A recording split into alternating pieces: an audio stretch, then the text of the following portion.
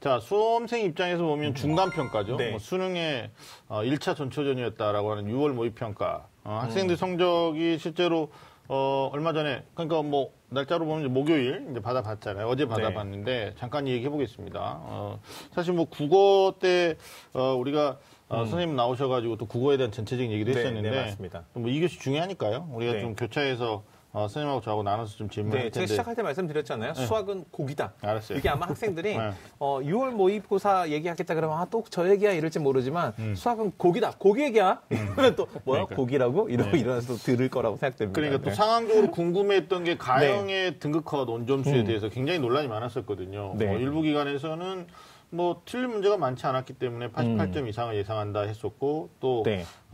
일부 또 기관들은 또 재학생들은 굉장히 어렵게 봤기 때문에 1등급이 84점 예상한다 이랬는데 실제로 1등급이 이제 85점 이렇게 나왔고 2등급이 79점, 뭐 3등급 74등급 60점까지 떨어지는 이제 이런 양상을 보여주고 있기 때문에 다시 우리 선생님 모셨으니까 가형과 나형 출제 경향 그리고 난이도에 대해서 우리 선생님이 좀 짚어주시는 게 좋을 것 같아요. 네, 우선 이 수리 가형부터 좀 얘기를 해야 되는데요. 네. 수리 가형, 이 6월 모평을 한 문장으로 좀 표현한다면 저는 이렇게 얘기하고 싶습니다. 네.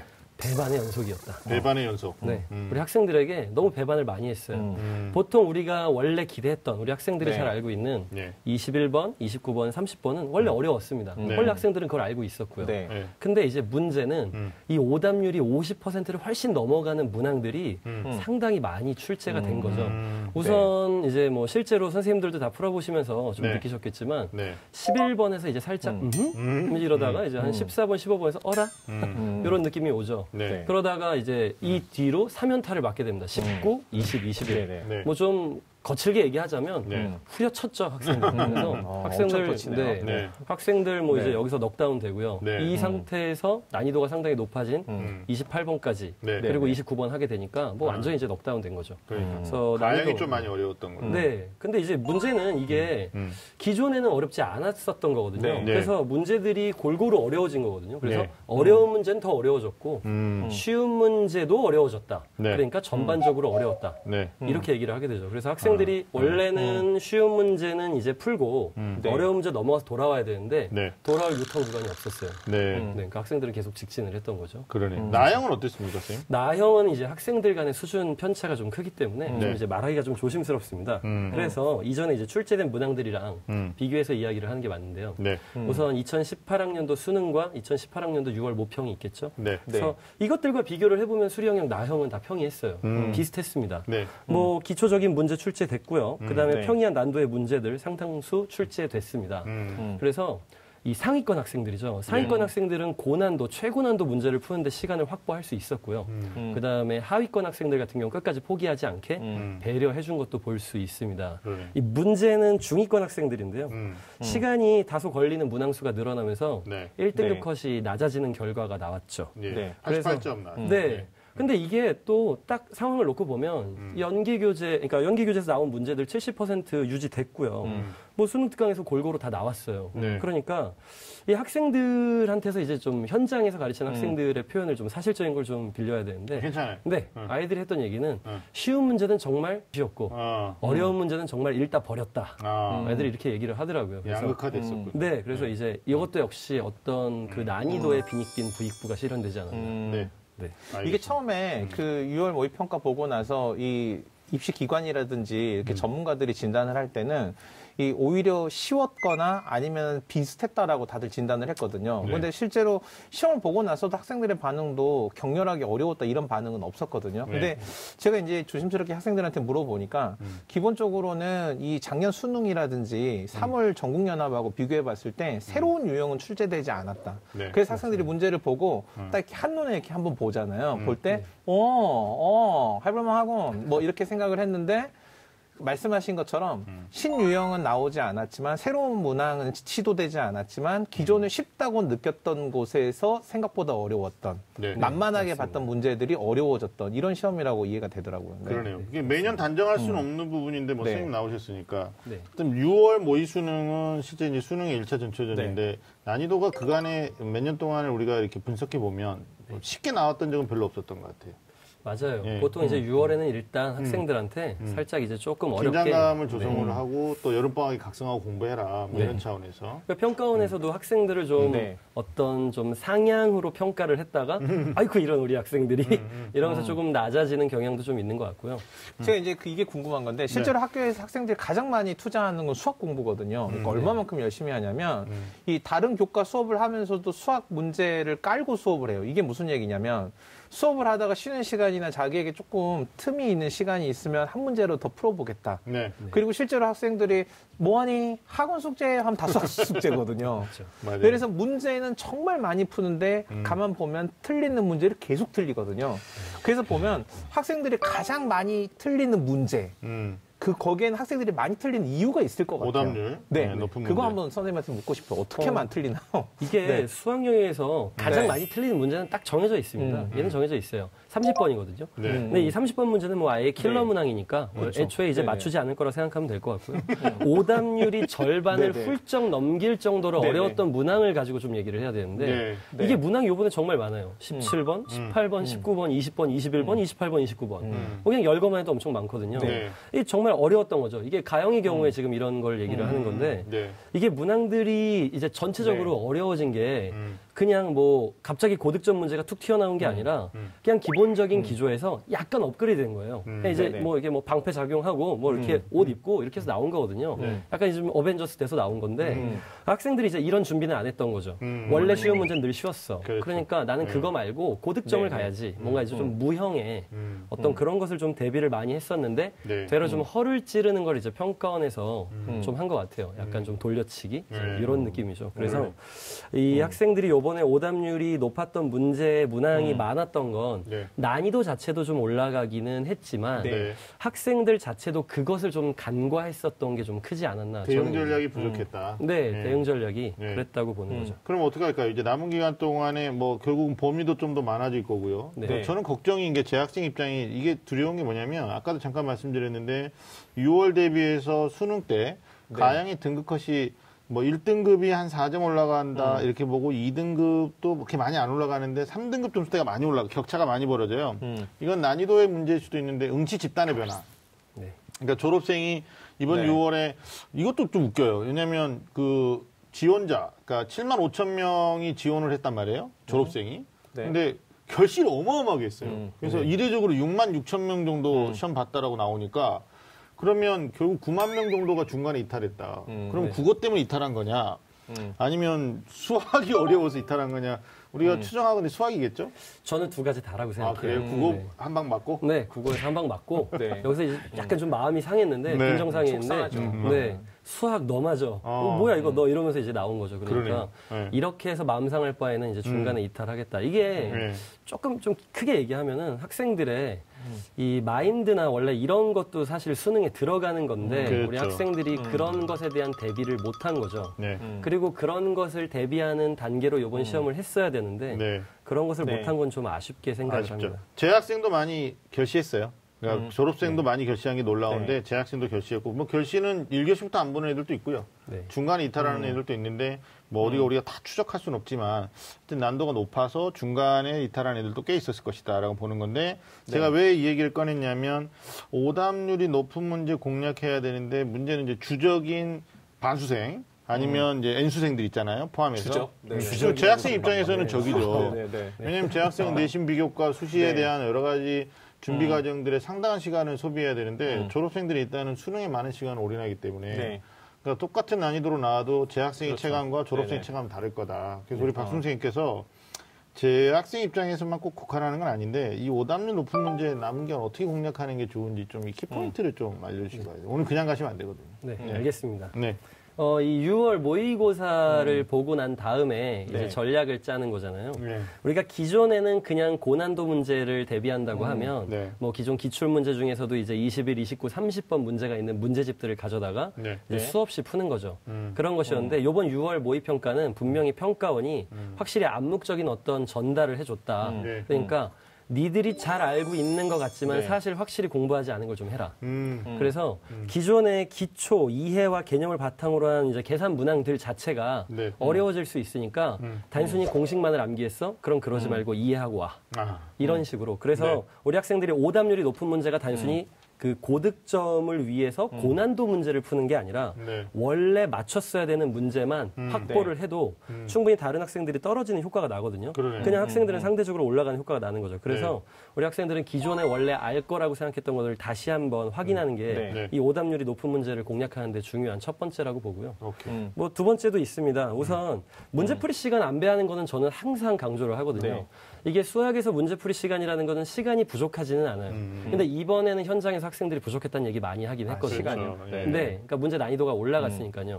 우선 쉬운 문제를 풀고 모르는 문제는 넘어갔다가 돌아오는 과정에서 네. 이 연계된 개념들이 떠오르는 과정이 있어요. 있을 수 있어요. 그래서 그런 연습을 해야 되는데 그거는 100분 안에 30개의 문제를 푸는 걸 여러 번 반복하는 것만으로도 네네. 충분히 올라가죠. 그러니까 그래. 단순히 어떤 기업에서 구조 조정만 해도 네. 이렇게 어떤 개선이 좀 되잖아요. 네. 그런 것처럼 수학도 네. 구조 조정만 해도 충분히 점수 상승이 있다. 맞아요. 네, 그래서 그러니까 그거를 이게 좀 하는 수학의 극상위권 학생들 중에 좀 그 불통.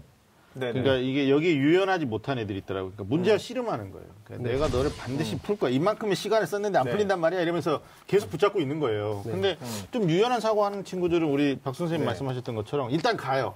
뒤로 가서 쭉 시간이 남으니까 다시 되돌아오다가 릴렉스해지면서 떠올라요. 그래서 막, 맞아. 내가 박수 선생님하고 수업 들을 때 그거 이거 판서하셨는데 이러면서 이제 여기 연상이 되면서 문제를 풀어내는 이런 게 있는데 우리 주변에 저희 저 집안에도 있는데 고집이 너무 세. 그러니까 순번대로 풀어야 돼요. 꼭. 그러니까 11번에서 헉 해갔다가 한 15번 가가지고 이번에도 안 되나? 뭐 이런 식으로 이제 극단적인 생각을 하는 그런 애들도 있는데 그거 진짜 중요하네요. 그러니까 공부를 어떻게 하느냐도 중요하지만 개선해야 되는 것 중에 하나가 성향.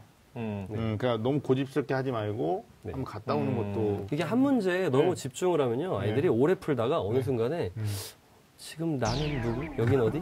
이런 식으로 이제 정신이 혼미해지는 거죠. 이 옆에서 물어보면 너 뭐 하고 있니? 그러면 그러게요. 이제 이런 식으로 가거든요. 그래서 왜냐하면 또 수능 때는 긴장도가 그게 다르기 때문에 아마 진짜 시간에 많이 쫓길 수도 있거든요. 그러다가 자기 실력 제대로 발휘 못하는 학생들이 많으니까 남은 기간 동안에 어려운 문제에 대해서 문제를 풀어내는 것도 중요하지만 시간 안배를 하면서 자기의 마인드 컨트롤을 어떻게 할 거냐. 이것도 선생님 굉장히 중요한 얘기죠. 그러니까 이 시간 안배도 이제 말씀을 중요하게 해주셨는데 사실 이제 시간 안배보다 저는 더 중요하게 들었단 말이 그 학생들이 이미 안다고 생각하는 문제를 틀리는 거. 그러니까 결국은 그게 기본 개념, 그러니까 핵심 개념과 원리를 명확하게 이해해야지만 실수 없이 풀 수 있다. 그것만으로도 그 학생 경쟁력이 생긴다 이 말씀이잖아요. 그러니까 저는 이게 맞는지 모르겠어요. 박수 선생님한테 한번 검증을 받아보고 싶은 생각이 있었는데 그 수리 가형 나형의 공통 문항이 있는데 그 이번 공통 문항이 전 조금 어려워졌다라고 느꼈거든요. 그러니까 이게 사실은 2021학년도 수능 수학의 시험 범위가 발표가 됐어요. 그래서 인문은 함수가 포함이 되고 자연은 기백이 빠진다, 기하 벡터가 빠진다라고 돼서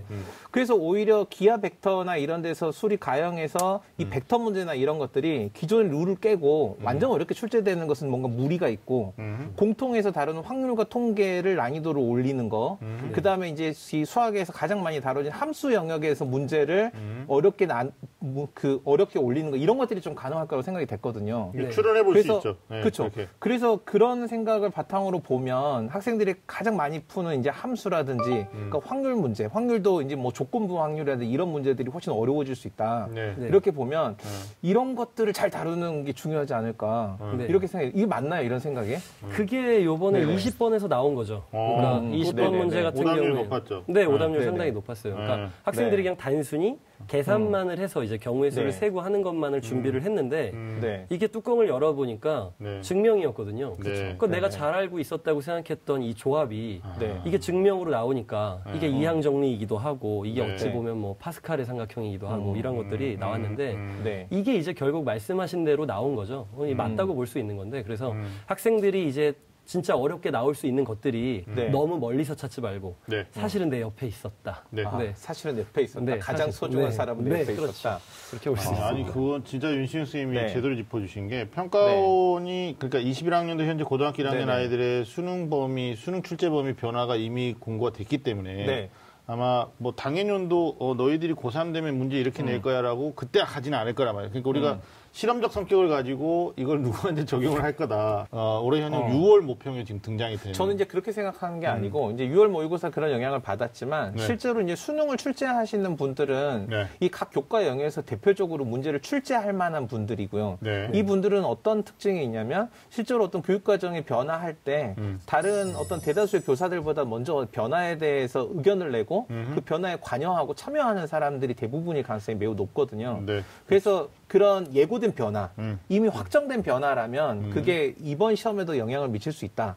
그런 관점에서 보면 이번 시험이라는 건 수능? 그렇죠. 올해 수능. 그 올해 수능. 올해 수능. 네. 그리고 이제 그런 것을 염두한다면 이 평가원에서 6월이나 9월 모의평가를 볼 때 실제로 난이도를 어떤 문제에서 올려야 될지 그러니까 사실은 이 벡터나 기하 이런 데서 올리는 게 상당히 부담스럽지 않았을까 네. 이런 생각이 되는 거죠. 그리고 그렇죠. 예전에 네. 평가원장이 그런 얘기를 했었잖아요. 그 반복해서 출제하는 거 항상 부담스러워서 그 반복해서 출제 안 하려고 엄청 노력했다가 이제 그게 벽에 부딪힌 거죠. 20년 가까이 수능 출제하다 보니까. 그래서 교과에서 핵심적인 개념이나 내용들은 반복해서 출제하겠다라고 몇 년 전에 선언을 했거든요. 네. 기왕에 던진 말도 있고 하니까 네. 잘 됐다. 중요한 문제 한번 어려워봐라. 이렇게 하면 이제 다음 질문이 바로 들어가는데 그게 뭐냐면 네. 저는 수학 EBS 연계율 70% 이번에 70% 연계했다라고 하는데 저뿐만 아니라 학생들 다 마찬가지예요. 수학 도대체 뭘 연계하는 거예요? 이거 다 다른 문제인데 네. 그대로 내진 않잖아요. 네. 그래서 다른 과목 특히 영어 같은 경우는 지문이 그렇게 나온다든가 문학 그 국어 같은 경우도 학생들 어려워하는 문학 제재 이런 것들 EBS 연계 직접 간접 다 한다는데 수학은 도대체 뭘 연계인지를 모르겠단 말이에요. 네. EBS 70% 연계했다는데 뭘 도대체 어떻게 준비해야 되나요? 공부 네. 방법까지 좀 네네. 얘기해 주셔야 될 것 같아요. 이게 이제 EBS 연계하는 네. 방식은 크게 두 가지가 있습니다. 일단 첫 번째는 이제 문항의 축소나 확대 또는 변형 요 방식을 택하고요. 두 번째는 이제 개념 혹은 원리의 활용. 이런 명칭 자체를 제가 선정한 게 아니고요. EBS에서 선정해서 이렇게 발표를 네. 합니다. 그래서 보통 문항의 축소나 확대 또는 변형 딱 들어보시면 아시겠지만 똑같은 문항이 있는데 이 네. 문항을 약간 이제 변신을 좀 시켜주겠다. 좀 화장도 좀 해주고 분장해주는 거죠. 이렇게 하겠다는 거고 두 번째는 개념에서 나오겠다는 거거든요. 그러니까 네. 이게 EBS에서 연계 교재를 낼 때 우리 학생들이 그렇죠. 우리 아이들이 이렇게 할 때 제가 항상 매년 얘기를 해요. 제일 처음 들어가서 EBS 연계교재 학습을 할 때, 야, 니네들 문제에서 나온다고 생각하니? 이렇게 얘기를 하는데, EBS 수능 특강을 보시면요. 엄청 얇아요. 물론 이제 권수가 많으니까 되게 하겠지만, 그렇죠. 각 권수별로 되게 얇거든요. 네. 아이들한테 하는 얘기가, 그렇게 니네들이 두껍게 배웠던 책이 이렇게 얇아졌어. 그러면은 이 얇은 책에다가 내는데 그러면은 쓸 내용은 정말 중요한 게 아닐까? 진짜 마침표 하나라도 네. 그리고 여기에 여백이 있을 정도라면 이 사람들은 이것만 중요하다고 한 거야. 이걸 파야 되지 않겠니? 이렇게 얘기를 하거든요. 네. 그래서 이 연계에서 보통 생각하는 거는 이제 학생들도 그렇죠. 문제랑 비슷하지 않으니까 네. 연계되지 않았다 생각하는데 맞아요. 네. 이 짧은 단어, 그 개념의 짧은 단어 하나하나가 엄청 파고 들어보면 사실은 대단히 어떤 새로운 네. 요즘 이제 문과 학생들이 많이 쓰는 표현으로 상당히 신박한 이러한 것을 좀 도출하거든요. 그래서 거기에 대한 생각을 많이 했을 때 네. 이게 되는 거죠. 여기에 조금 좀 재밌는 사실을 하나 얘기하고 싶은 네. 게 있는데 네. EBS 홈페이지에 들어가면요. 네. EBS 그 교재 카테고리가 있습니다. EBS 교재를 누르면 거기에 EBS 연계교재 주의라는 탭이 있어요. 이 탭을 클릭하면요. 보통은 이제 홈페이지에서 어떤 탭을 클릭하면 어떠한 이제 네. 내용들이 많이 구성이 돼야 되잖아요. 정말 아주 단촐하게 되어 있는데 여기에 멘트가 하나 뜨는 게 있거든요. 제가 그 멘트를 그대로 한번 말씀드리면요. 네. 변형교재 문항은 수능 출제 배제 1순위 이렇게 돼 있습니다. 그러니까 EBS 교재에서 나와 있는 거를 이제 분명히 뭐 네. 이제 사교육들이겠죠. 여러 네네네네. 사교육 업체에서 변형을 할 거예요. 기술적인 변형을 하죠. 그렇죠, 그렇죠. 그래서 기술적인 변형을 해서 또 수업을 하려고 하겠죠. 근데 이러한 것은 무조건 배제 1순위를 하겠다. 그러니까 우리 학생들이 가장 많이 보고 가장 많이 듣는 유명한 선생님의 변형 문항은 평가원에서 무조건 배제하겠다. 아, 가지고 들어가죠. 네, 그렇죠. 무조건 들어가겠다는 네, 거죠. 네. 그러니까 일단 유명하다고 하면 학생들은 모두 거기 몰리는데 사실은 거기가 배제 1순위가 되는 거예요. 그러네. 네, 뭐 이제 그런 식인데 그래서 EBS 연계교재 학습 방법은 단순히 어떤 섣불리 문항을 변형하는 것은 하지 말고 수능 특강으로 기초 개념 확실히 학습을 하고요. 네. 그러고 나면 그것의 변형급이 나옵니다. 수능 완성 네, 이미 네, 나와 네, 있죠. 네, 맞습니다. 그래서 수능 완성으로 이제 변형된 것을 추정하고 그리고 기존 기출 기출 문제로 확실하게 학습하는 거 이게 되게 중요한 거고 올바르다는 거죠. 별거 아닌 것 같지만 EBS에서는 이것조차 엄청 시간을 할애해서 페이지를 만들어 놨거든요. 네.